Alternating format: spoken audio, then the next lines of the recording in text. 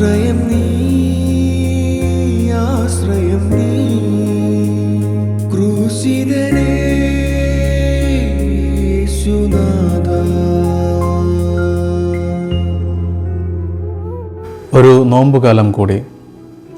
മരങ്ങൾ അതിൻ്റെ ഇലകളെ പൊഴിച്ച് കളയുന്നത് തണുപ്പിനെ അതിജീവിക്കാനും കൂടുതൽ മനോഹരമായിരിക്കാനും വേണ്ടിയാണ്. ചതുപ്പുകളിലും ഇടതൂർന്ന പ്രദേശങ്ങളിലും നാം ഇടയ്ക്കിടയ്ക്ക് കാണുന്ന പാമ്പുകൾ തങ്ങളുടെ ചതുമ്പലുകളെ പൊഴിച്ച് കളയുന്നത് പഴയ ചർമ്മം മാറ്റി പുതിയതും മനോഹരവുമായ ചർമ്മം സ്വീകരിക്കാനും നിത്യയൗവനം കാത്തുസൂക്ഷിക്കാനും കൂടിയാണ്. നോമ്പുകാലം നമ്മിലെ ഉറകട്ട ജീവിതചര്യകളെ പാടെ ഉപേക്ഷിച്ചുകൊണ്ട് സുന്ദരവും പുതിയതുമായ ജീവിതചര്യയിലേക്ക് നടക്കാനുള്ള ഒരു ജാലകമായാണ് വർത്തിക്കുന്നത്.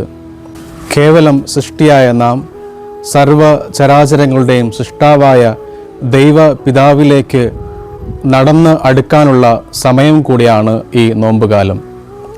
സുവിശേഷങ്ങളിൽ എവിടെയിരുന്നു കൊണ്ട് ക്രിസ്തു നമ്മോട് മന്ത്രിക്കുന്നുണ്ട്, നീ വീണ്ടും ജനിക്കുക.